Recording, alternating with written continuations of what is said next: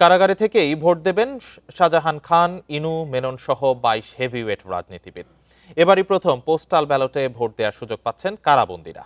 আর সেই সুযোগটাই নিয়েছেন আওয়ামী লীগ সহ কয়েকটি দলের নেতা। প্রায় 6000 বন্দী এবার ভোট দেবে বলে জানায় কারা কর্তৃপক্ষ।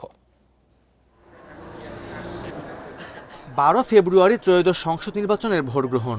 এবারে প্রথম পোস্টাল ব্যালটের মাধ্যমে ভোট দিতে পারবেন কারাবন্দীরা।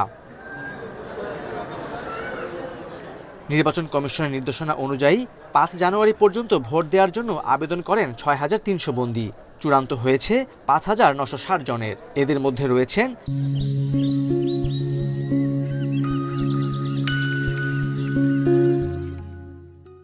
22 রাজনীতিবিদ এবং 17 আমলা ও পুলিশ। ভোট দেবেন সাবেক নৌমন্ত্রী শাহজাহান খান, সাবেক 4 প্রতিমন্ত্রী ডাক্তার এনামুর রহমান, আওয়ামী লীগের সাবেক এমপি সাদেক খান, জাসদ সভাপতি হাসানুল হক ইনু, ওয়ার্কার্স পার্টির সভাপতি রাশেদ খান মেনন। 3টা খাম আসবে, একটাতে হানা ভোট থাকবে, একটা কনস্টিটিউশনাল প্রার্থীর জন্য থাকবে, মার্কা থাকবে, সেটাতে দিবে। এই দুটোতেই তার প্রার্থী তার নিজস্ব মতামত দেওয়ার পরে সিগনেচার করে খামের ভিতর ঢুকিয়ে এটা বড় আর একটা ইনভেলপ থাকবে, সেটার ভিতর দিয়ে পোস্টাল আমাদের কাছে জমা দিয়ে দেবে। আমরা এটা তাৎক্ষণিক এক্সপ্রেস ডাকে এটা নির্বাচন কমিশন অফিসে পাঠিয়ে দেব। 71টি কারাগারে বন্দী আছে 84,000। কারা মহাপরিদর্শক বলেন, অনেকের এনআইডি জটিলতা আছে, অনেকের ভোট নিয়ে আগ্রহও নেই, তাই মাত্র 6000 বন্দী আবেদন করেছেন।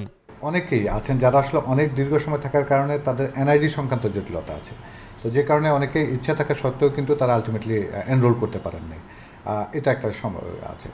আর আমরা বাকি যে সংখ্যাটা করেননি, আসলে আমার ধারণা যে যারা যেহেতু তারা কনভিক্টেড না, দেয়ার আর পসিবিলিটি যে তারা জামিন পাওয়ার সম্ভাবনা আছে, যে কারণে হয়তো বা তারা নিবন্ধন করেনি।